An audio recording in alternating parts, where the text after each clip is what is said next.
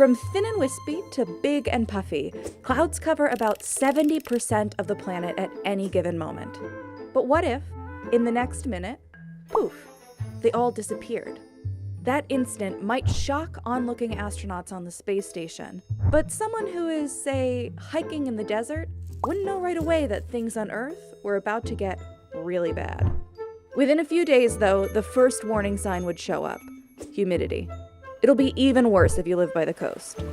Normally, the sun's heat evaporates water, mostly from the ocean, and that water vapor is condensed into clouds. But if clouds are cut out of the Earth's water cycle, that water just hangs around in the air, creating close to 100% humidity. If you were to get on a flight, you might experience more turbulence than usual. Without the protective cover of clouds to bounce sunlight into space, the sun will heat the Earth more, creating more rising, uneven, hot air. But a bad flight may be the least of our worries, because there will be no more rain, or snow, or even a light mist. And that means there won't be any way to replenish the water sources we drink from, like lakes, streams, rivers, springs, and aquifers.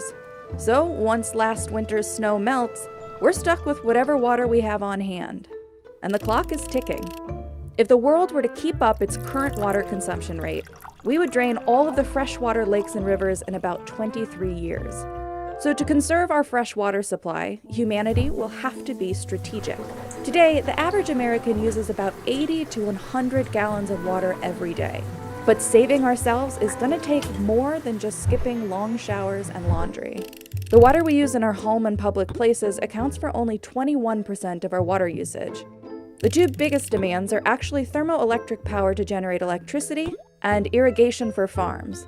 Not only do power plants use tons of water, ones that run on nuclear fuel could spell disaster if their water cooling towers run dry.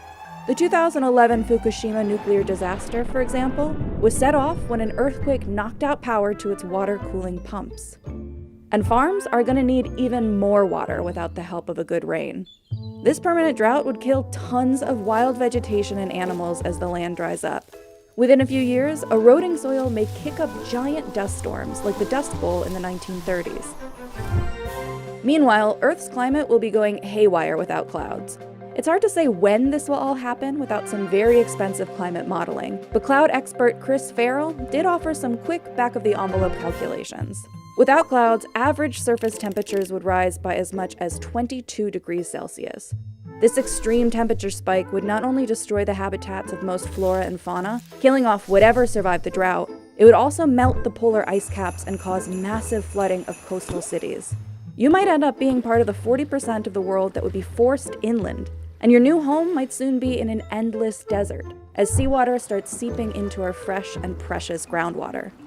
Sounds alarming, but there are some silver linings to a world without clouds. No more devastating hurricanes and tornadoes, or delayed flights because of stormy weather, or cloudy skies to ruin your stargazing.